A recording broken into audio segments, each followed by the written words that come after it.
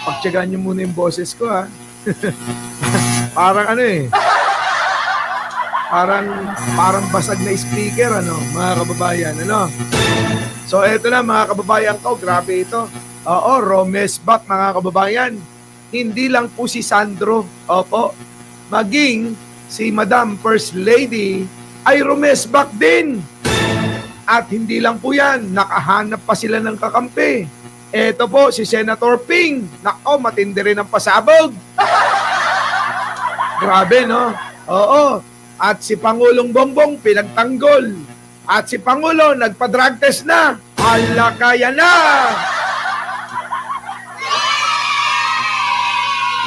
Magkakaalaman na talaga to. Ha? Magkakaalaman na. Mga walang ya kayo, ha? Pero bago ang lahat, mga kababayan, oo, kung may nagrally sa kampo ng mga DDS, grabe yung mga loyalista, mga kababayan. Oo, may sinisigaw. Oo. Boss Mike, para kang robot, ha. Pwede bang dahan-dahanin ko na muna? Kasi kapag alam nyo naman ako, hindi ako sanay magsalita ng ano ba eh. Yung bang dahan-dahan. Kasi kapag kadahan-dahan, parang hindi intense eh, di ba? Kaya kailangan pag nagsalita tayo, todong-todo para intense na intense yung dating eh. Di ba no? So ngayon mga kababayan ko, eto na nga ho, matindi mga kababayan tong mga nangyayari. Eto na ho, ang mga loyalista mga kababayan, nag-rally na rin sila sa iba't ibang panig ng Pilipinas. Pasok! No! Wait, tingnan nyo. Meron na tayo. Gayahin natin to. Tingnan nyo mga kababayan. Pakinggan ninyo, nagrarally ng mga loyalista. Oh! Ano ang sinisigaw? Sino presidente? Sino presidente? Sino presidente? Yan ang sinasabi ko sa inyo eh. Pag hindi nyo napababa si Pangulo, pagtatawanan namin kayo. Grabe mga kababayan eh. Oo, si Banat Bay eh. Meron pang, the end is near. Si Gasolito, mga kababayan eh. Oo. November 17, President Inday Sara Duterte. Ang kakapal ng mga mukha, no, mga kababayan. Ang kakapal ng mga mukha. Anong petsa na? Uy, anong petsa na? Namaus na kamit lahat-lahat. Namaus na si Jake, namaus na si Koy, namaus na si Takero. Di nyo pa rin napababa si Pangulo, ano? Siya pa nga. Pang Tormeric, uy, thank you naman, Leonora Brown. Oo, uy, hindi ka pa ba natitiwalag? Hindi ka pa ba natitiwalag, Leonora Brown? Baka matiwalag ka na yan. Eto na.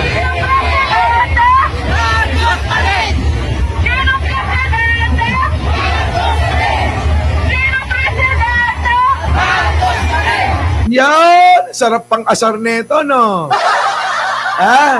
Uy, sige na. Maglapitan na. Pumasok na yung mga DDS, ano? Dali na. Pasok na kayo. Pasok, mga suking DDS. Ano na nangyari? Kala ko ba iba na presidente sa 17? Nag-18 na, nag-19 na. Bukas 20 na. Wala pa rin. Oo. Si Sara, tinawag sa isang entablado, mga kababayan. Sabi, nandito na. Ang, Presidente ng Pilipinas, Sara S. Duterte.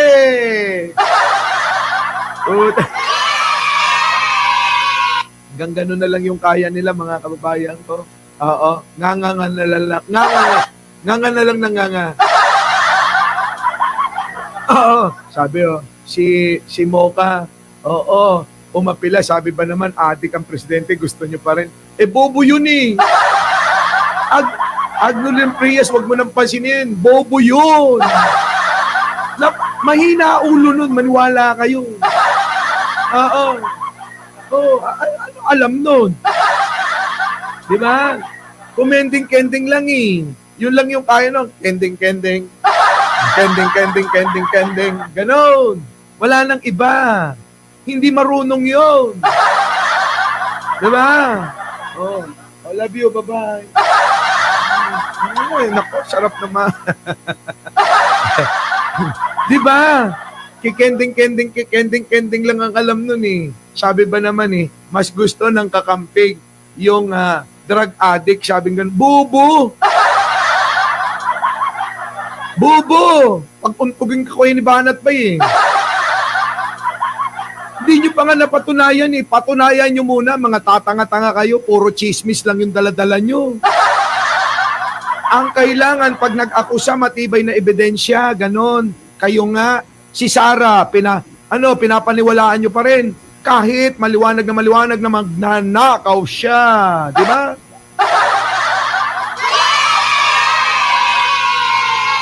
Ganon yun mga kababae. Tingnan nyo, si Sara Duterteng baliw. Hinahangad pa rin ng maging presidente. Pinapaniwalaan nyo. Yun, may ebidensya na, malinaw na. Mas malinaw pa diyan sa balat mo. Maitim eh. Sing itim di Banat ba yun? Pareha sila kulay. Pamoka-moka ka pa. Moka dahil moka yung kulay ng balat mo. Hindi naman negra ka eh. Diba? Negra ka. Hindi ka moka. Baluga kayong dalawa ni Banat Bay. Totoo, di ba? Pamoka-moka pa eh. Hindi moka ang kulay ninyo. Baluga. Di ba? Negra yun. Ngayon, mga kababayan ko, eto na. Balikan na natin tong ating tinatalakay. Eto na. Number 1, na mga nagpo-protesta na at sumusuporta kay Pangulo. Nagwawala na rin, mga kababayan.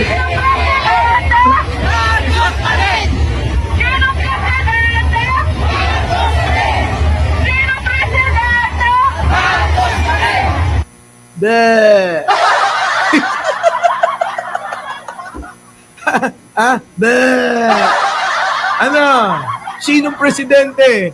Marcos pa rin.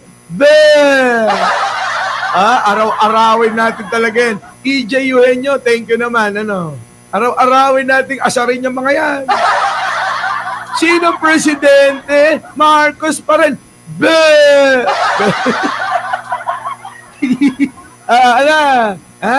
Pagtatawanan namin kayo. Putik na yan Biruin mo, nagakot na kayo, yung mga hinakot nyo, hindi dumalo. Kinuha lang yung bayad, tapos di naman pumunta, no?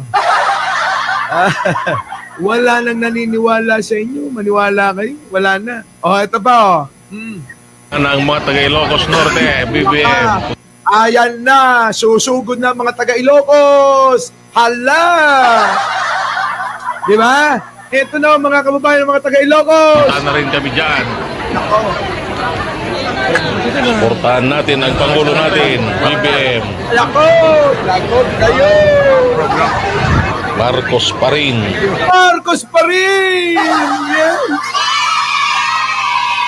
Wala. Hindi kayo obra, mas lalong dumami ang taga-suporta ni Manong dahil sa ginawa nung mahabang baba. Wala na.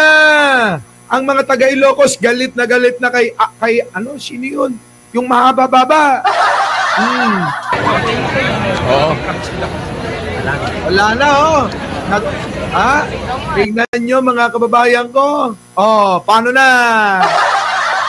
Ang mga taga-suporta ni Manong nagtitipon-tipon na. Subukan ninyo. Kaya siguro natakot sila mga kababayan, Kaya siguro mga kababayan, yung mga yung mga nag-rally dyan sa EDSA, biglang bumaliktad ng pananaw, ano? Sabi ba naman ni Poke, oh? Sabi ni Poke, mga kababayan, no? At saka yung mukhang Poke yung mukha, oh. Sino? hindi pa umaan yung mukhang Poke. Sabi ni, oy, mga ano naman tayo rito, di ba? Mga matatanda na tayo, senior citizen na tayo, karamihan dito, ha? Sabi ni General Poke, mga kababayan, siguro kailangan na lang natin pagkasunduin si Pangulong Bongbong at si Vice Presidente. Samantalag dati, nangangahas mga kababayan, ano? Ha? Nangangahas. Sabi ba naman sabi ba naman mga kababayan 2 milyon ang aming inaasahan na mga Pilipinong dadalo sa EDSA. Pupunuin namin ang EDSA, mga kababayan, eka. Dumating ang November 16, unang araw pa lang, abay inaasahan na nila yung pagdagsa ng mga tao, yung mga pagbabayanihan ba, yung bang may mga namimigay na ng tubig, pagkain, mga sandwich, gano'n ano. Chichirya, kung ano man ang makakain para hindi magutom yung rallyista. Ganun o yung yun people power talaga eh. Sama-sama, tulong-tulong, ano mabitbit mo, na maibabahagi mo sa mga makakasama mo. Yun di ba? Putik na yan, yung mga dumalo, naghihingi. Oy, yung bayad namin dito sa rally. Grabe, lahat sila mga kababayan, nakasahod yung kamay naramdaman, syempre naman, kahit papano, naging general si Poke. Diba? Oo, naging general ho si Poke. Naramdaman niya. Putik na yan, mga tropa, mga sir. Oo, ma'am, paano yan? Walang tao. Walang tao din Oo, paano yan? Mukhang di natin kakayanin Sabi niya, mag-ano tayo ng press release habang maaga pa. Press release na tayo. Habang maaga pa, patawag mo na yung mga media, magpapapress con tayo. Mga kababayan, siguro panahon na para pagkasunduin na lang natin ang Pangulong Bongbong at ang ating Vice Presidente. Suko, unang araw pa lang sumusuko na. Sabi dito ni Max Sadia, iyak si Sabit at mamaya, eto mga kababayan, tapusin ko lang muna to ha. Yan. Huwag natin hayaan ang mahal na Pangulo natin. BBM pa rin. BBM pa rin. Kita nyo, mga kababayan, wag daw hayaan ang ating Pangulo, BBM pa rin. Kamusta naman si Chabit? Ay, Chabit! Ano na? Chabit!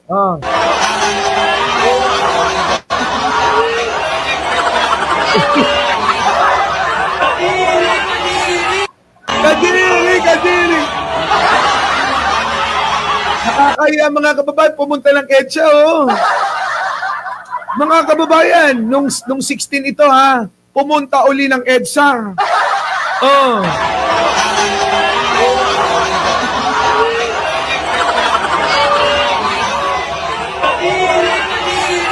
Kadiri! Putik na yan, mga kababayan. Kulang na lang, tadyakan nila si Chabit, Uy, maawa kayo sa matanda, ulyanin na yan. Tulad niya, kita nyo? Si Chabit, pinagtatabo yan. Nakakadiri ka daw. Oo, Manong Chabit, sabi ng mga ralista, kadiri, nako. Isa pa, gawa pa kayo ng isa, wala naman kayong kadala-dala, no? Magkano ginastos nyo? 3 araw ang rally nyo? Ilan ang ginastos mo? Magkano nakupit ni Sara Duterte? Alam naman naming kuripot yun. Grabe yan. Kumita pa si Sarah dyan. Maniwala kayo. Si Sarah, maglalabas ng pera. Utot niya. Oo, hindi maglalabas si Sarah. Balita ko, kuripot daw talaga. Matindi. Oh, ayan. Oh, dito naman tayo. Sa isa. Tingnan nyo. Oh. Oh.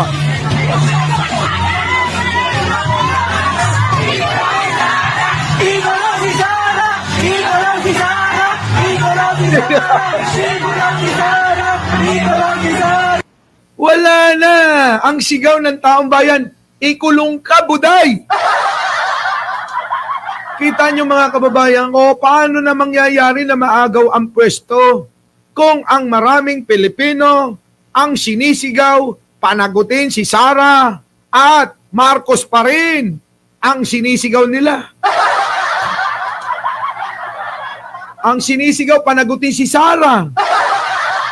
Kung di ba naman kayo tanga, dinamay nyo pa INC, ayan, pati yung mga membro nagkakagulo-gulo sila.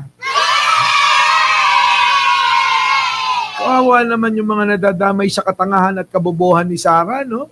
Kawawa naman, ano? Di ba? Di ba? Oy, shoutout po sa inyong lahat, ha? Medyo tipid-tipid lang tayo ng boses, ha? Eto, matindi mga kababayan, no? Isa pa.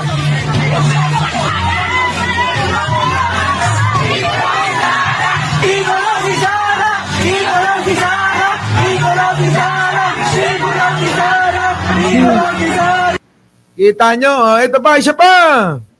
Duterte! Ew! Nako. LDA! LDA! Oh. Kadire! Kadire! Mga Duterte! Ew! LDA! LDA! LDA!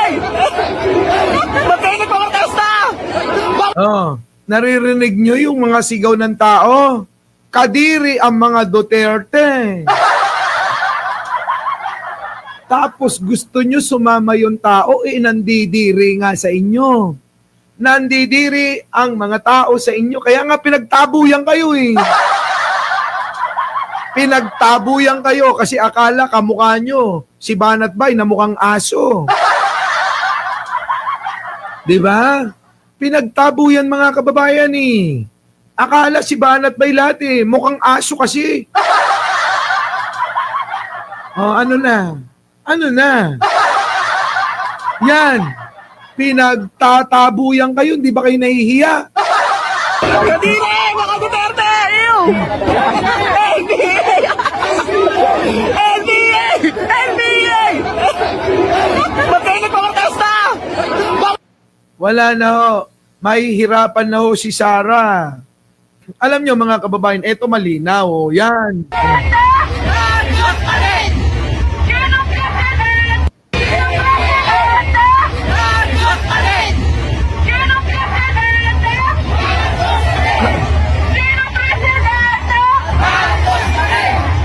Yun ang totoo, mga kababayan. Yun ang totoo. Sinong president? O, sumagot naman kayo. Pag sinabi ko, sinong presidente? Comment nyo. Marcos pa rin. Ganun, ha? 1, 2, 3. Mga kababayan, ha? Makinig. Sinong presidente? Marcos pa rin, ha? Okay, sige. Sinong presidente? Sinong presidente? Sinong presidente?